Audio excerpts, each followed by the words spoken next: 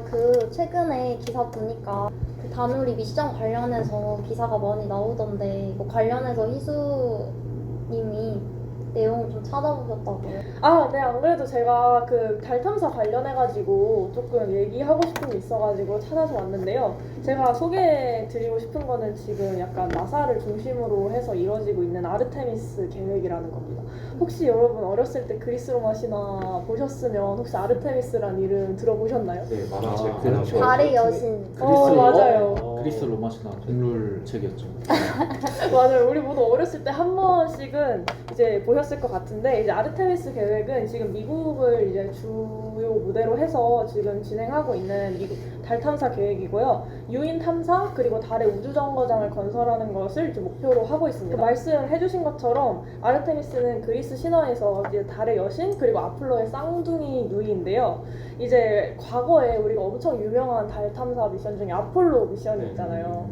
그래가지고 이제 그거랑 연관을 해서 이어서 이제 달 탐사를 진행한다는 의미로 아르테미스라는 이름을 붙여서 진행을 하고 있다고 합니다. 그러면은 약간 그 시리즈물로 약간 가는 형식인 거네요, 그냥. 그 다음 시는 누구? 그 다음은 그러게요. 아르테미스의 아들이나 딸 중에 하나로 하지 않을까요? 오, 좋은 아이디어네요. 나사로 가셔야겠는데요?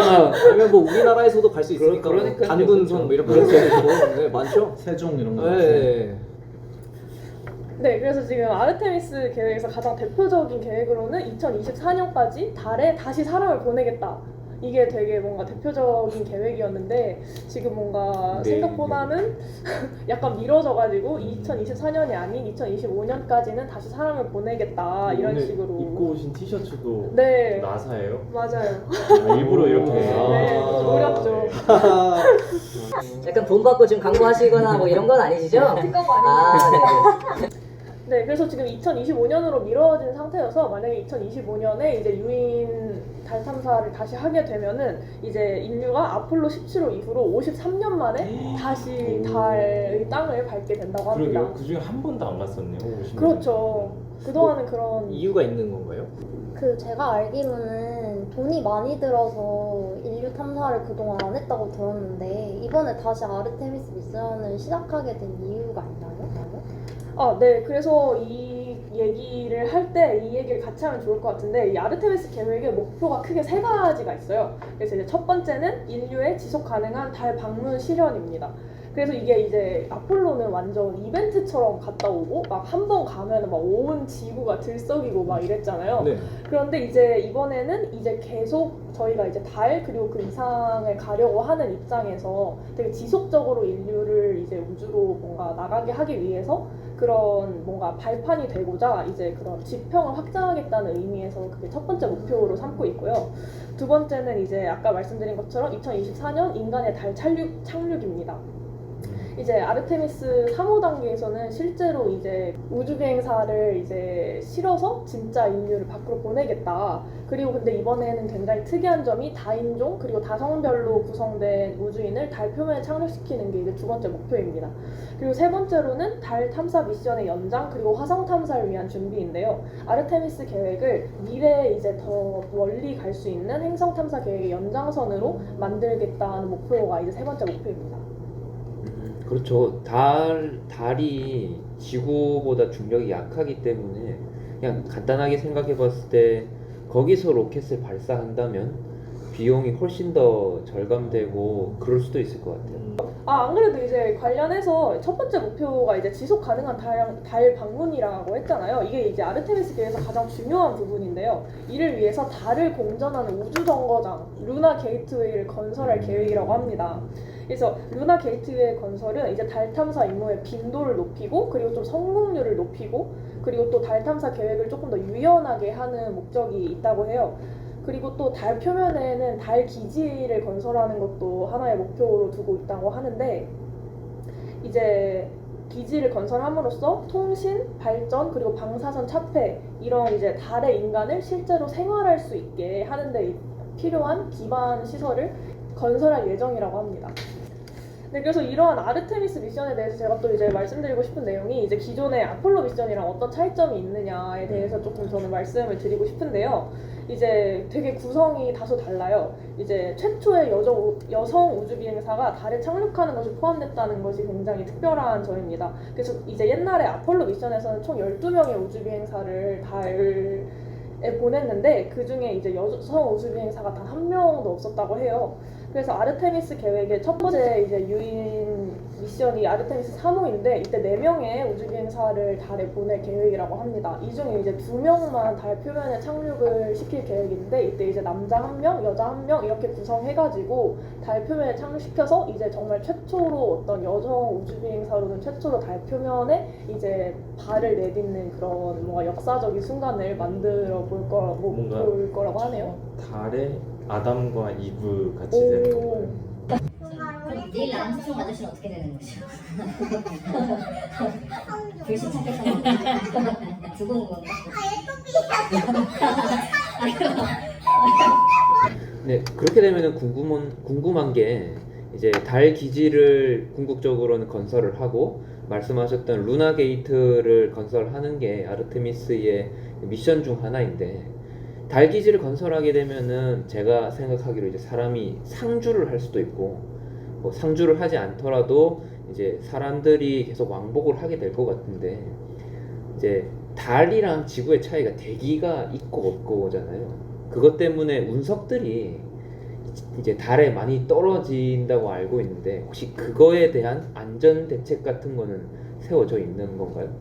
아, 제가 이번에 전문 영화를 봤는데 거기 보니까 남자 주인공이 그 달에 착륙은 했는데 우성우를 맞아서 이제 루나 게이트웨이에서 뭔가 인류애적인 측면에서 구조를 하러 들어가는 장면이 있었어요. 그래서 그런 모습에서도 뭔가 루나 게이트웨이가 국제적인 어떤 달 탐사나 관련된 부분에 있어서 역할을 수행하는 측면이 좀 많은 것 같아요.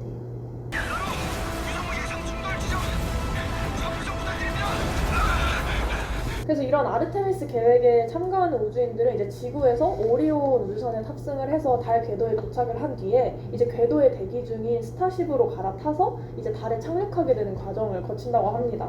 그래서 이러한 오리온 우주선과 그리고 궤도의 스타쉽 같은 경우에서는 나사에서 개발하는 게 아니라 스페이스X에서 개발을 담당하고 있다고 해요.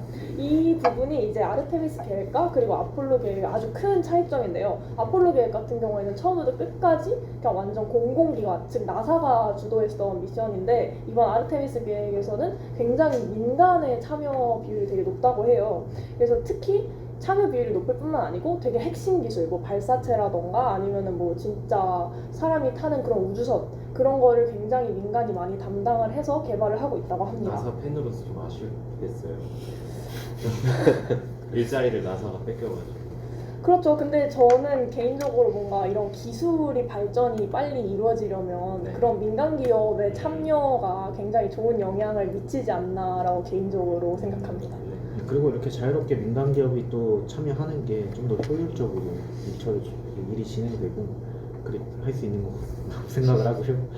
그리고 예전에는 나사 혼자 진행을 했던 게 뭔가 기술력이 지금처럼 높지 않았기 때문에 국가 주도의 그런 연구만이 좀 유효했다면 이제는 기술도 많이 발전했으니까 그런 민간 기업들도 많이 참여를 할 수 있는 게 아닌가 그런 생각이 듭니다. 그렇죠. 옛날이랑 다르게 이제 민간에서 엄청 큰 자본을 굴릴 수 있게도 되었기 때문에 뭔가 자연스러운 흐름으로 이렇게 되지 않았나라는 생각을 저도 많이 합니다. 그래서 이제 발사체를 제가 언급을 했는데 지금 가장 중요한 거죠, 로켓. 왜냐면 이제 멀리 가야 되는 미션이기 때문에 달까지 가야 하잖아요. 그래서 이런 발사체만 해도 현재 스페이스X사의 팔컨 9, 팔컨 헤비, 그리고 ULA의 벌칸, 그 로켓랩의 일렉트론 로켓 등등이 이제 채용이 되어서 이제 아마 경쟁이 이뤄질 거라고 합니다. 그리고 또 이제 민간 기업의 참여로서 되게 뭔가 흥미로운 지점이 달 기지의 이제 통신을 담당하는 최초의 통신 장비를 구축할 기업으로는 이제 여러분들 다 잘 아실 핀란드의 노키아가 선정되었다고 해요. 그 핸드폰. 네, 그 핸드폰 회사. 안 부서져가지고 채택이 된 건가요? 그럼 뭐 운석이나 이런 거에 좀 그럼 열악한 환경에서 좀 버틸 수 있기 위해서? 그런 건 잘 모르겠네요. 아, 네네네. 그래서 나사는 이런 노키아와 손을 잡고 달에 LTE 이동 통신망을 구축할 계획이라고 해요. 그러면 이렇게 이번 프로젝트에는 되게 다양한 뭐 민간 기업이나 다른 나라들도 많이 참여를 하는 것 같은데, 그러면 아르테미스 계획에 우리나라의 기여도 혹시 있을까요? 아, 네. 이 부분에 대해서도 꼭 말씀을 드리고 싶었는데요. 한국은 아르테미스 협정에 서명한 10번째 국가라고 합니다. 그래서 아르테미스 계획의 일부인 이제 민간 달 착륙선 탑재체 서비스에 지금 한국천문연구원이 참여해서 이제 같이 연구를 진행하고 있고요. 또 최근 발사한 한국형 이제 달 궤도선인 다누리, 아까도 이제 말씀을 해주셨는데, 다누리 또한 나사 그리고 애리조나 주립대학교랑 이제 같이 개발을 한 섀도우캠이 탑재되어 있어요. 그래가지고 이 섀도우캠 같은 경우에는 달 남극의 물 분포를 조사하고 있고요. 그리고 이외에도 이제 다누리에 탑재된 탑재체를 사용해서 달의 지형을 분석하고, 그리고 자원 분포, 그리고 이제 우주 인터넷 기술 같은 것을 이제 검증할 계획이라고 합니다. 그래서 이런 검증 결과가 이제 나중에 이런 아르테미스 계획을 실제로 이제 운영하는데 많이 이제 보탬이 될 거라고 합니다. 그러면 이번에 그럼 다누리도 결국에는 이 아르테미스 계획에 좀뭐 도움이 되는 그런 프로그램이었다고 생각을 할 수 있겠네요. 네, 그렇죠. 근데 이제 이게 그렇다고 이제 다누리가 뭐 아르테미스의 완전 일부냐, 이렇게는 이제 생각하기엔 조금 어려운 것 같고, 뭔가 그런 결과를 사용해서 뭔가 보조를 해주는 이런 개념이라고 생각하시면 될 것 같아요. 우리나라의 위성 기술이 거기까지 발전했다는 게 굉장히 감격스럽습니다. 아, 맞아요. 물을 조사한다고 했는데 그 물을 직접 쓰려고 조사를 해보는 건가요? 이 달이 어떤 경계를 기준으로 해서 한쪽 면부터 갑자기 온도가 아주 급격히 낮아지는 달의 남극이라는 부분이 있대요. 그래서 그 부분에서 이제 물이나 여러 가지 것들을 탐사하는 게 주요한 미션이라고 들었습니다.